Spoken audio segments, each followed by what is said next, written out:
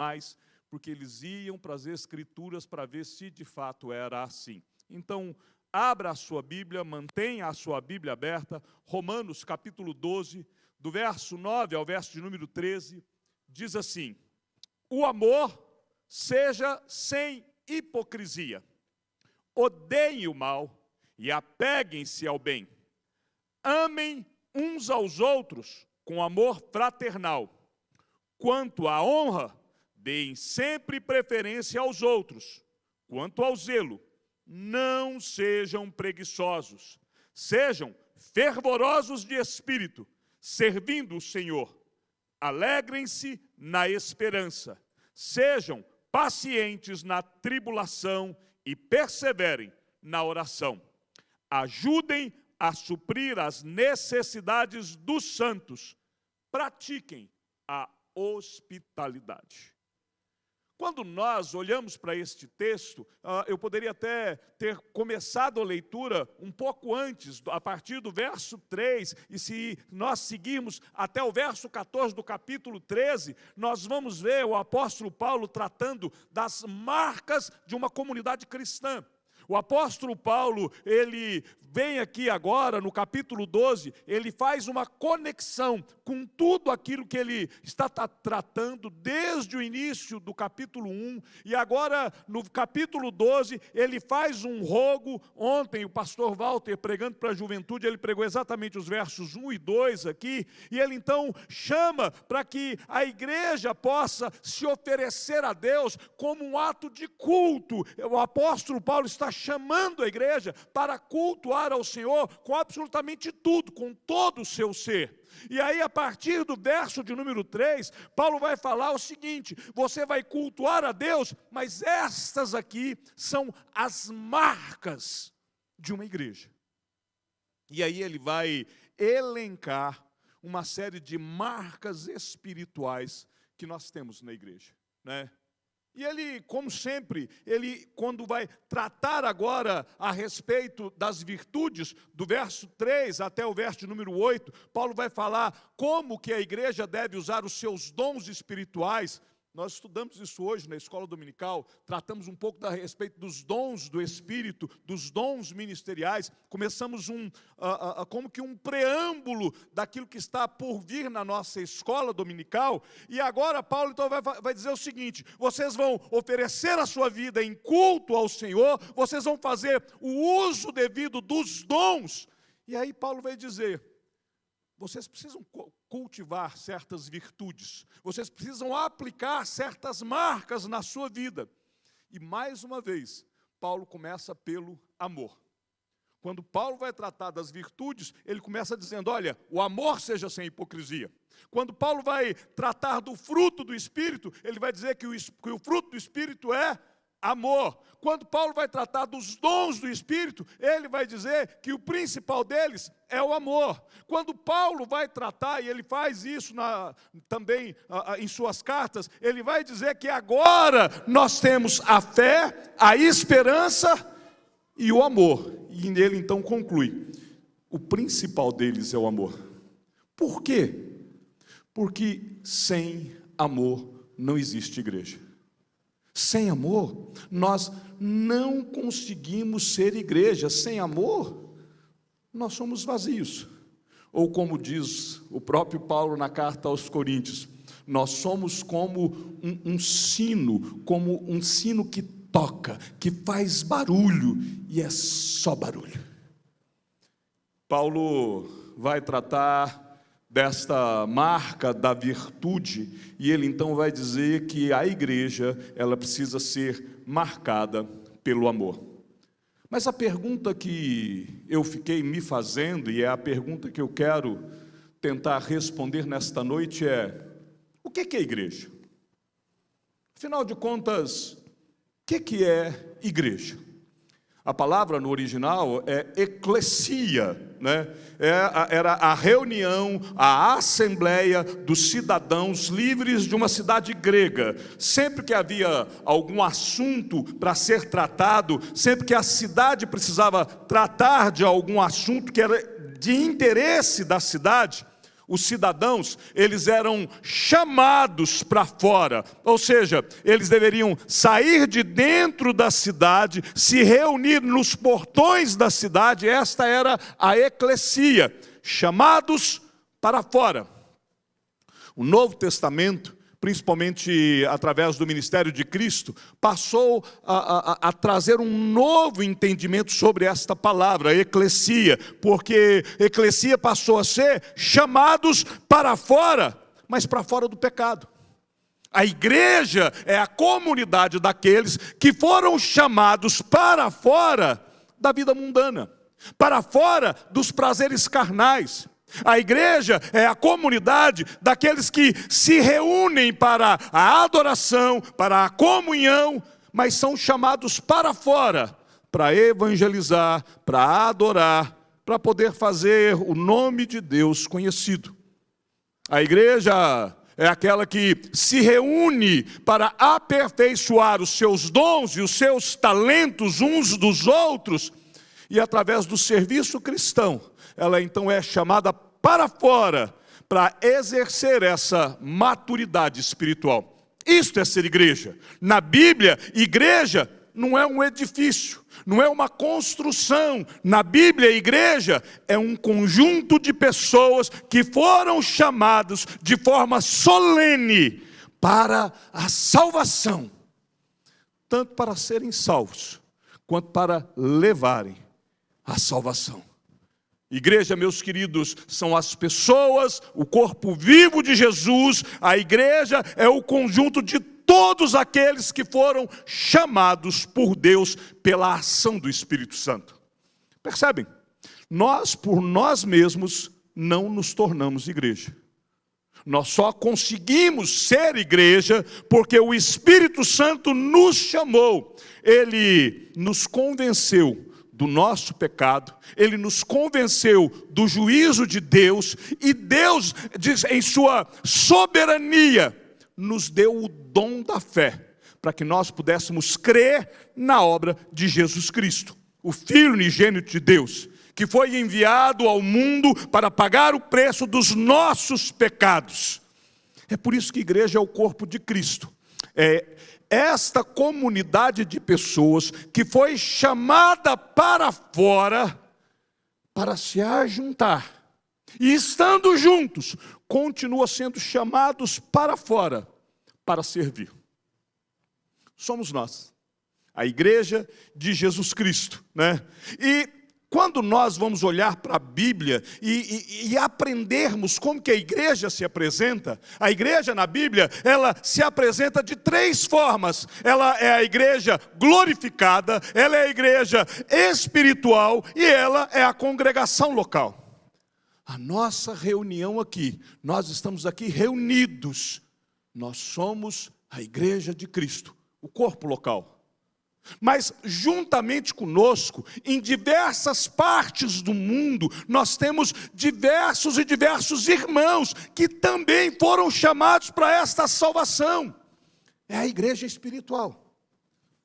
E todo este povo, todos os salvos, estão aguardando a manifestação de Jesus Cristo, aquele que virá para buscar a igreja que ele comprou com o seu próprio sangue. E quando ele voltar, então nós teremos a igreja glorificada. É isso que nós somos, né? É isso o que Deus nos fez, é isso que Ele nos transformou. A igreja, ela é esta comunidade. E quando nós pensamos na igreja como um todo, esta igreja espiritual, ela é composta de diversas denominações. Ela é presbiteriana, ela é batista, ela é assembleiana, ela é congregacional, ela é metodista. E eu não vou aqui ser exaustivo, porque eu não vou conseguir citar todas as denominações cristãs sobre a face da terra. Há muitas e muitas igrejas, denominações, que eu nem sei o nome. Mas Jesus não veio para salvar uma denominação. Ele veio para salvar um povo. Então, mesmo que nós tenhamos, quando nós falamos da igreja, do corpo de Cristo, mesmo que nós tenhamos diferentes usos e costumes, diferentes práticas teológicas ou litúrgicas, não é isso que identifica o corpo de Cristo. O corpo de Cristo, ele é identificado pelos salvos, independente da sua cor denominacional, independente da sua confissão teológica. Ela pode ser tanto reformada, como é o nosso caso, quanto ela pode ser arminiana. Não é isso que identifica o corpo de Cristo. Não é isso que identifica os salvos. Os salvos são identificados por aqueles que têm em Jesus seu único e suficiente Salvador, que tem na Bíblia a única regra de fé e de prática. Estes são salvos.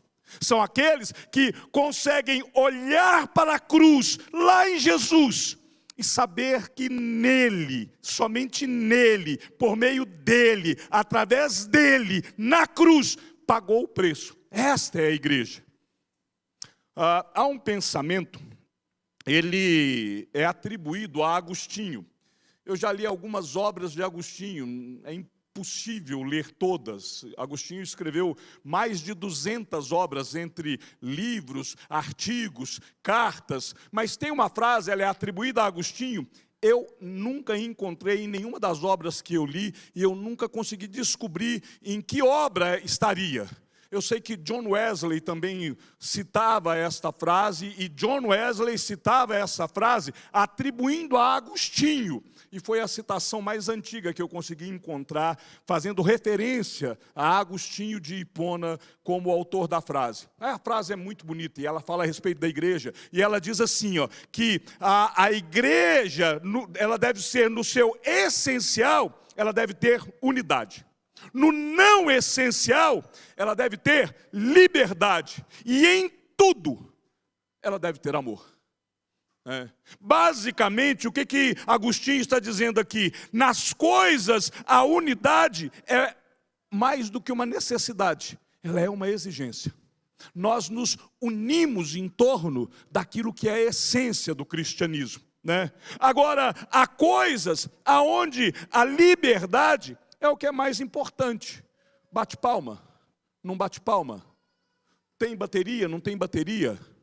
Cabelo grande, cabelo curto. Usa saia, usa calça. Então, nessas questões, liberdade. Mas o mais importante em todas as coisas é o imperativo: amar. O Senhor Jesus Cristo, quando vai dizer a maneira como os discípulos seriam reconhecidos, ele diz que os seus discípulos seriam reconhecidos se tiverem amor uns pelos outros. Evangelho de João, capítulo 13, verso 35. E agora o apóstolo Paulo vem aqui e vai dizer: esse amor tem que ser sem hipocrisia. Tem que ser um amor onde você não vai usar máscara.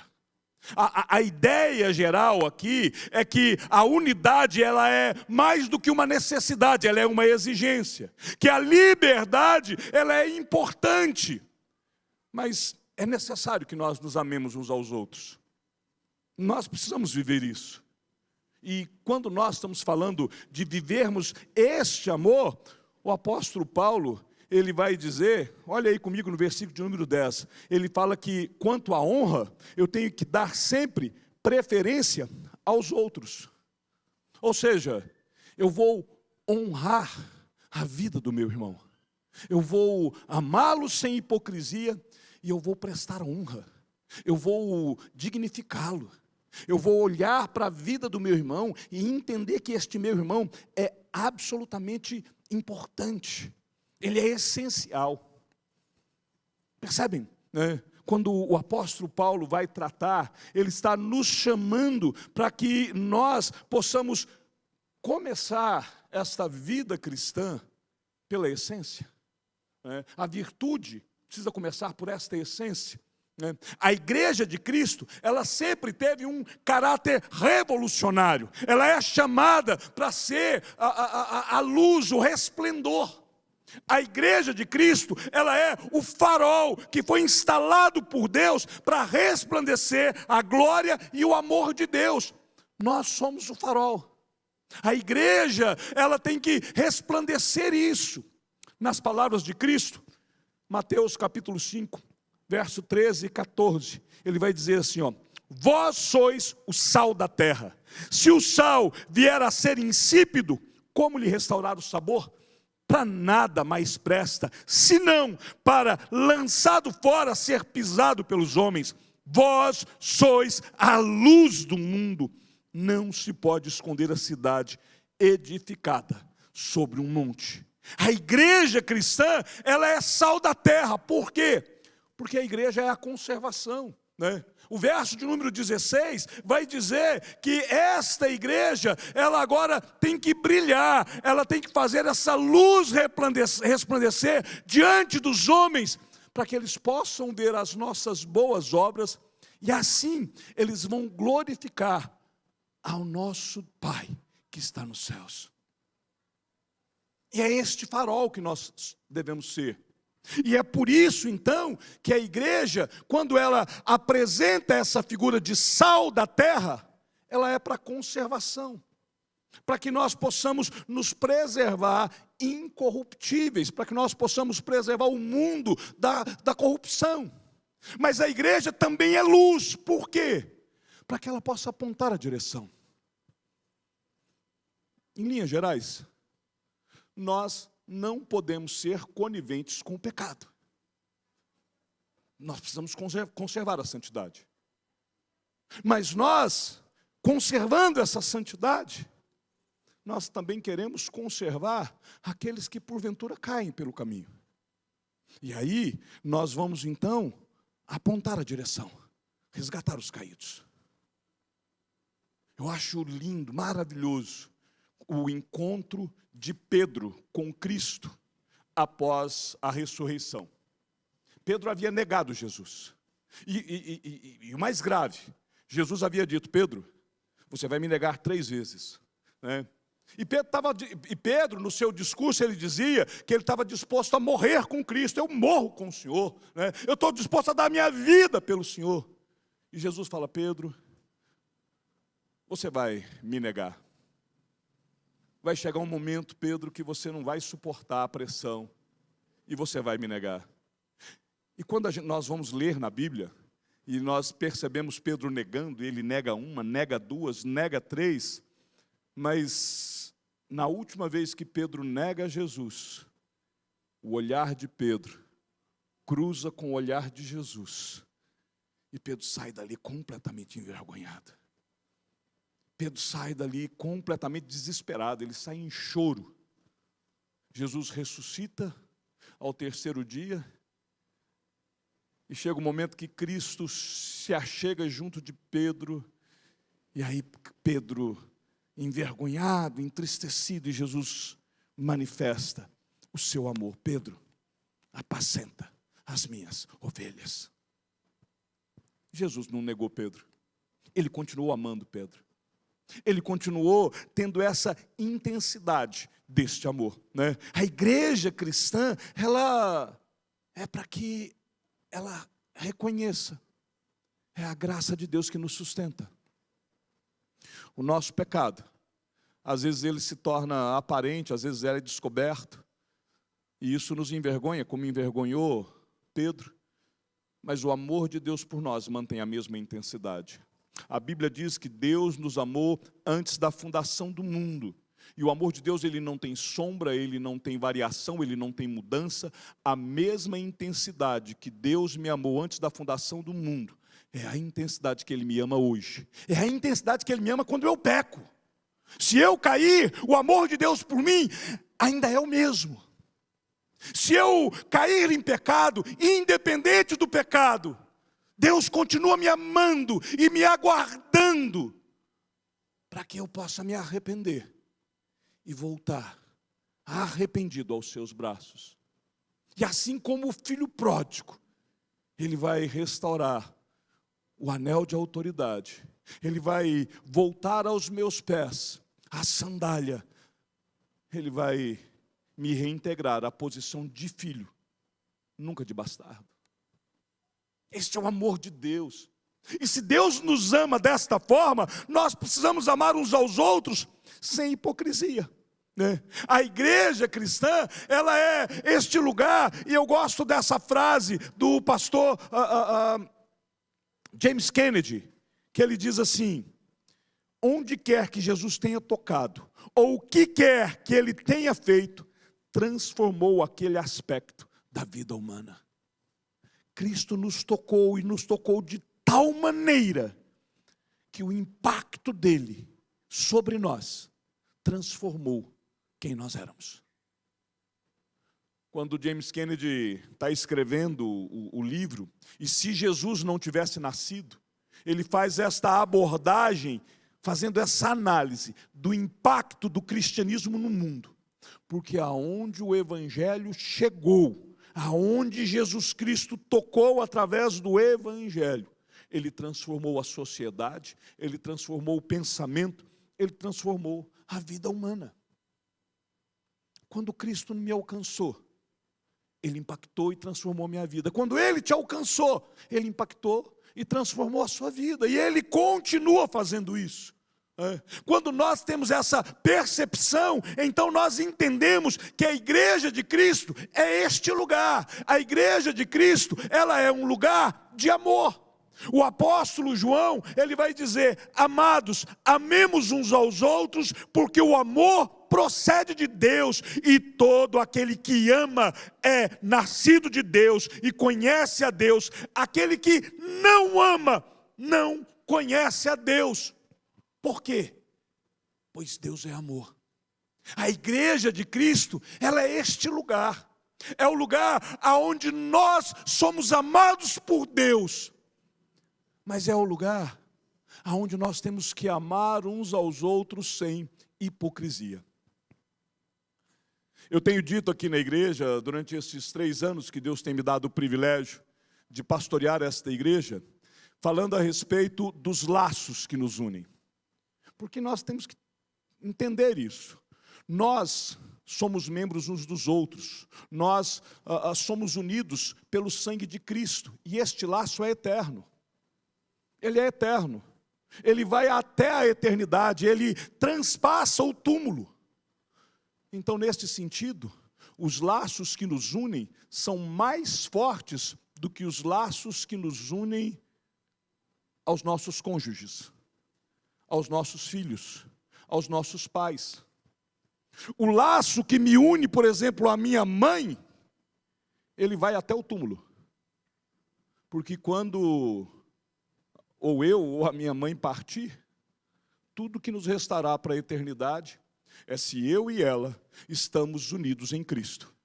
Se estivermos unidos em Cristo, continuaremos unidos na eternidade. E isto vale para minha esposa, isto vale para os meus filhos, isto vale para mim e para você. Nós estamos unidos pelos laços de Cristo, e estes laços são eternos. É porque Jesus nos amou e morreu por nós na cruz, e nos lavou com o seu sangue, é que nós então dizemos: nós somos membros uns dos outros. Se a gente continuasse lendo o texto da primeira carta de João, no capítulo 9, no versículo 9, vai dizer que o amor de Deus se manifestou porque Deus enviou o seu Filho unigênito ao mundo, para que nós pudéssemos viver por meio dele. E é isso que nos une. E é nisso que nós estamos seguros. A igreja é este lugar. O amor é a essência do evangelho. A igreja, ela se manifesta amando uns aos outros, e isso tem que ser de forma concreta. Para nós, amor não é um substantivo abstrato. Ele é concreto. Ele é real. Ele se manifesta na cruz. Ele se manifesta no sangue. Ele se manifesta na nossa conversão. O amor de Deus é uma ação concreta que Deus já realizou por nós. O padrão bíblico de amor é ação. Deus amou o mundo e enviou o seu Filho. E Paulo então fala: o nosso amor tem que ser sem hipocrisia. Por quê? Porque a igreja, além de ser este lugar de amor, ela tem de ser um lugar de alegria, de vida e de paz. Olha para você ver o que Paulo diz em Romanos 14, verso 17. Que o reino de Deus não é comida, nem bebida, mas justiça e paz e alegria no Espírito Santo. A igreja é o lugar onde nós estamos alegres. Mesmo que nós sejamos contristados, mesmo que nós venhamos a enfrentar tribulações, mesmo que nós, de vez em quando, podemos ficar meio que desanimados, mas em todas as coisas nós sempre somos mais do que vencedores. Então nós temos essa alegria eterna, nós temos essa vida, porque nós temos a vida eterna, nós temos paz, porque nós estamos em paz com Deus. Então a igreja é este lugar, não é qualquer alegria, é a alegria do Espírito Santo. A igreja tem que ser um abrigo, um castelo forte, um lugar onde a malícia, a falsidade do mundo não podem penetrar. A igreja tem que ser um lugar onde a mentira, a hipocrisia, o farisaísmo não pode ter vez. Essa semana alguém me mandou um artigo pedindo para eu ler e dar uma opinião. E o título do artigo era assim, né? Lugar de gay é na igreja, né? E aí eu fiz lá, elaborei uma resposta até um pouco mais trabalhada para poder mostrar que lugar de qualquer pecador é na igreja. Não para permanecer na prática do seu pecado, mas para ser transformado pelo Deus que nos transforma. Homossexualismo é um pecado tão grave quanto mentira. É um pecado tão grave quanto fofoca. É um pecado tão grave quanto qualquer outro pecado. E o mesmo Cristo que morreu na cruz para pagar o preço pelo pecado da mentira, pagou o preço pelo pecado do homossexualismo. É o mesmo preço. É o mesmo sacrifício. É o mesmo Deus. Ninguém é chamado para estar na igreja, para ser transformado por si mesmo. A Bíblia fala que você tem que vir como você está. Mas você vem como está, e o Espírito Santo falará ao seu coração. E Ele vai te tirar do lugar em que você se encontra. E Ele vai mudar o teu desejo, e Ele vai mudar a tua atitude. E Ele transforma a tua mentira em verdade. E Ele transforma a tua fofoca em palavras que edificam. E Ele transforma todas as coisas para o bem dEle mesmo, independente de qualquer coisa. Então a igreja ela tem que ser este lugar, um lugar de alegria. Nós não estamos aqui reunidos para simplesmente contemplar a nossa condenação ao inferno. Nós estamos reunidos porque nós fomos salvos. Salvos por Cristo. E a igreja, ela é este lugar de restauração, de transformação, porque aquele que está em Cristo é nova criatura, as coisas antigas já passaram, eis que se fizeram novas. O apóstolo Paulo, em Romanos, no capítulo 8, ele traz uma palavra pesada, porque ele vai dizer assim: quem intentará a acusação contra os eleitos de Deus? É Deus quem os justifica. Quem os condenará? Meus queridos, muitas das vezes, e isso a gente tem que olhar isso com muito temor e tremor diante de Deus. Muitas das vezes nós olhamos para o pecado de alguém, ou para a vida de alguém que cometeu algum pecado, e nos assentamos no trono do juiz, e fazemos tal e qual o fariseu que estava no templo orando.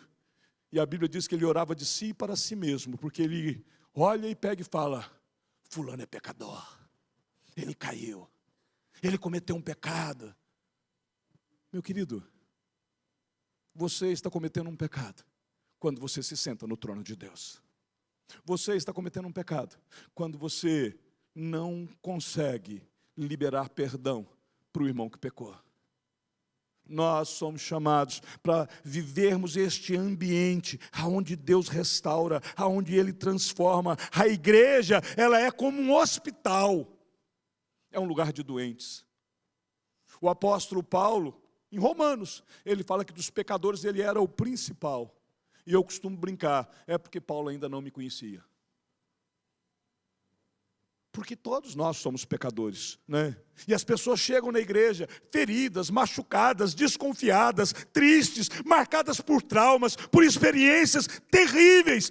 Mas quando passam a conviver com a igreja, e a igreja está vivendo este amor, elas são transformadas, são restauradas, são amadas.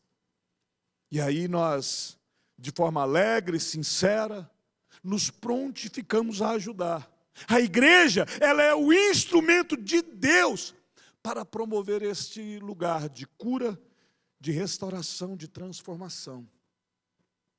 Que Deus nos dê a graça de recebermos muitas e muitas pessoas que estão vivendo na prática do pecado, para se assentarem nos bancos desta igreja, ouvirem a mensagem do Evangelho, e para que o Espírito Santo caia sobre elas e elas sejam transformadas, para que nós possamos amá-las como Cristo nos amou. Este é o lugar da igreja. Por que a igreja é este lugar? Porque a igreja, meu querido, ela é lugar de salvação. É aqui. Porque Deus amou o mundo de tal maneira que Ele deu o seu Filho unigênito para que todo aquele que nele crê não pereça, mas tenha a vida eterna. É aqui, é na igreja, é entre nós, entre machucados e feridos, todos nós somos curados e restaurados pelo mesmo sangue, pelo mesmo Filho, pelo mesmo sacrifício, pelo mesmo Deus. A salvação muda o homem. Ela mudou a minha vida. Ela mudou a sua. E ela muda todo aquele que nele crê. Aquele que realmente foi salvo, a conduta dele é transformada. Não por sua vontade própria, não pelo seu esforço, mas pelo poder regenerador do sangue de Jesus, pela ação do Espírito Santo. E cheio do Espírito, ele vai produzir o fruto do Espírito, ele vai receber o dom do Espírito. E aí agora ele vai ter amor, alegria, paz, longanimidade, benignidade, bondade, fidelidade, mansidão, domínio próprio. E a lei já não o alcançará, porque ele viverá debaixo da graça. E debaixo da graça, restaurado por Deus, caminhando segundo a vontade de Deus, andando no Espírito, não satisfazendo os desejos da sua carne. Ele integra a igreja. E agora nós somos membros uns dos outros. Por isso, a igreja sendo este lugar, então, pensa junto comigo. Primeiro, mantenha sempre o seu coração aberto. Vidas precisam ser resgatadas. Não importa o pecado. Não importa o que elas fizeram. Não importa o que elas estão fazendo. Mantenha o seu coração aberto. Porque Deus pode salvar quem Ele quer.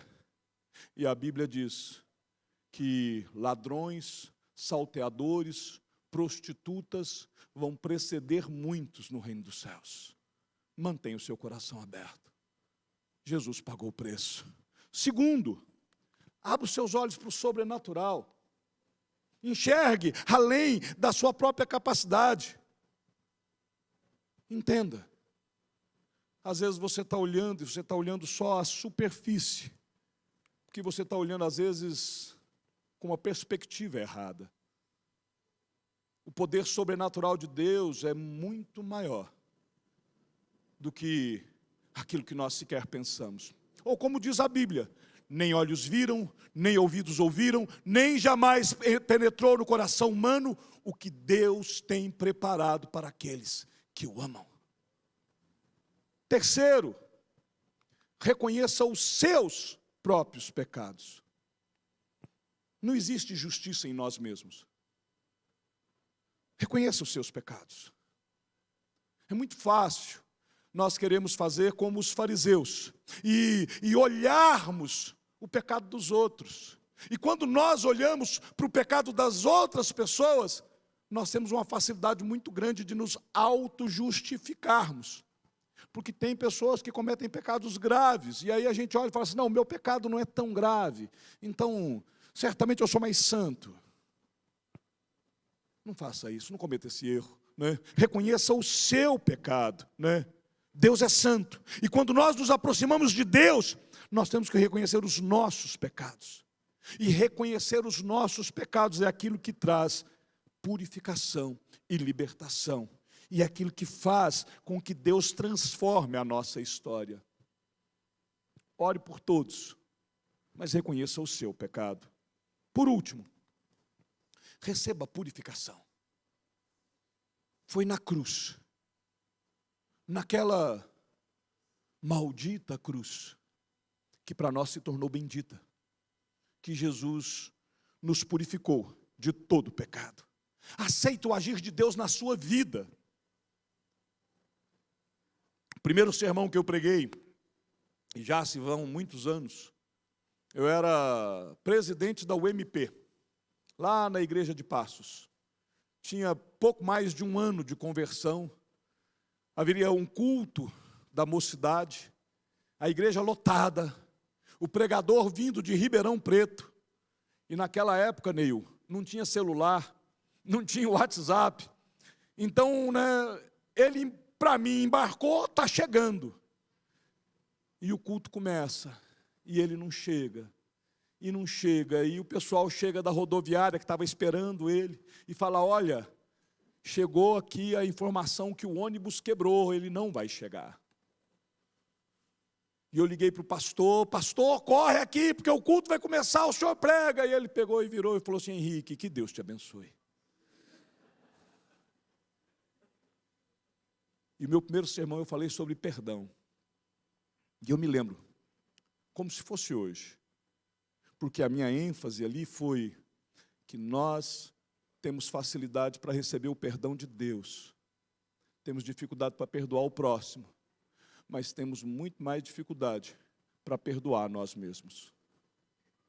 Se você cometeu um pecado, se perdoe, porque Deus já te perdoou. Cristo pagou o preço, nem você pode se cobrar. Então, receba a purificação. A purificação não é mais do que a ação que Deus já executou na cruz. E se Deus te perdoou, o diabo não pode te condenar, o teu irmão não pode te condenar, e nem você pode se condenar, né? Ela vem pelo sangue de Jesus que é derramado na cruz, ela vem pelo arrependimento e pela fé. E é nesse sentido que nós nunca saberemos o preço dos nossos pecados que foram pagos lá na cruz. Nós sabemos a moeda, foi sangue, mas o valor nós jamais saberemos. Receba a purificação. E assim, você pode se preparar para mudanças profundas. Porque Deus quebra as cadeias. Ele rompe os grilhões. Ele transforma. E quando nós vivemos os princípios que Deus estabeleceu para a igreja, quando nós exercemos os dons e ministérios que Ele mesmo nos designou para fazermos, então nós vamos contemplar a transformação de vidas ao nosso redor. Nós vamos ver o encontro com Deus, Deus encontrando pessoas, resgatando pessoas, transformando vidas ao nosso redor, por meio da nossa instrumentalidade.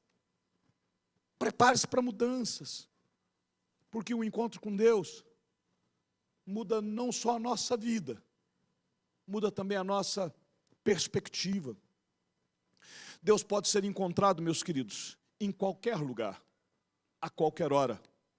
Mas quando a igreja está reunida, a presença de Deus, ela pode ser sentida de forma especial. Quando nós estávamos aqui, adorando o Senhor, conduzidos pelo Ministério de Música, eu tive que me retirar para poder conter o meu choro. E eu falei, Senhor, eu preciso parar, porque eu vou pregar daqui a pouco. Porque nós podemos sentir a presença de Deus. E eu creio profundamente que se você olhar para dentro de você e por tudo aquilo que Deus já fez, se você olhar e você vai cantar, logo eu, mas logo eu, Senhor, por que o Senhor me salvou? Não tem absolutamente nada distintivo em mim, eu sei quem eu sou, eu sei de onde eu vim, eu sei o peso do meu pecado, eu sei a luta interna que eu tenho que travar, mas logo eu, logo por mim este amor maravilhoso, logo sobre mim esta graça. Então se permita. A igreja, ela é razão, nós trabalhamos com razão, mas a igreja também é emoção. Se o Espírito Santo de Deus falar ao seu coração, não rejeite a palavra, se renda ao chamado, se coloque na presença dEle. É um momento onde o nosso coração, a nossa mente, é aqui na igreja, tem que estar conectado no trono. Então, meu querido, se prepare para as mudanças, sim, né? Mas deixa Deus trabalhar no seu coração. Eu não sei, talvez nós temos aqui alguns visitantes. Talvez você ainda não experimentou este encontro com Deus. Talvez você ainda não se rendeu a Ele. Minha palavra para você esta noite é: ouça a voz de Deus, entregue o teu caminho ao Senhor. Talvez você esteja afastado, talvez você olhe e fale: eu já pequei demais, eu já aprontei demais, eu já caminhei com a igreja, eu não estou mais na igreja. Mas a minha palavra para você nesta noite é: ouça a voz de Deus, volte para a comunhão, volta para a igreja, deixa Deus agir na sua vida. Nós estamos sensíveis ao toque do Espírito, atentos à voz de Deus. A igreja nos convida sempre a fazermos parte dessa família espiritual. Nenhum de nós aqui é mais especial do que o outro, mas todos nós somos especiais para Deus. E não porque há valor em nós, não é isso que eu estou dizendo, mas é porque Deus nos amou e pagou o preço. Então volte para a comunhão com a igreja, venha para a igreja, se entregue, porque, meu querido, minha querida, é melhor nós virmos para a igreja agora, porque a igreja, ela é o lugar onde nós temos que manter o nosso coração aberto, aonde nós temos que abrir os olhos para o sobrenatural. É na comunhão da igreja que nós reconhecemos os nossos pecados, é na comunhão da igreja que nós recebemos purificação através do sangue de Jesus. É junto com a igreja que nós estamos preparados para as mudanças mais profundas. Então, se entregue, se renda, antes que o carro funerário, num dia, pode trazer você para a igreja. Enquanto há vida, há esperança. Eu já celebrei ofício fúnebre de pessoas que estavam afastadas e que não vinham e que não voltavam, mas que o carro funerário colocou aqui. Não retenha, se renda. Jesus está voltando. E a igreja de Cristo está reunida, conclamando a você fazer parte da família espiritual. Duas coisas. Primeiro, arrependa de seus pecados e decida abandoná-los. Se permita a deixar Deus agir. Creia em Jesus, o Salvador. Entregue-se a Ele. E aí, meus queridos, todos nós juntos vamos celebrar o corpo e o sangue de Cristo como a igreja do Senhor. Amém.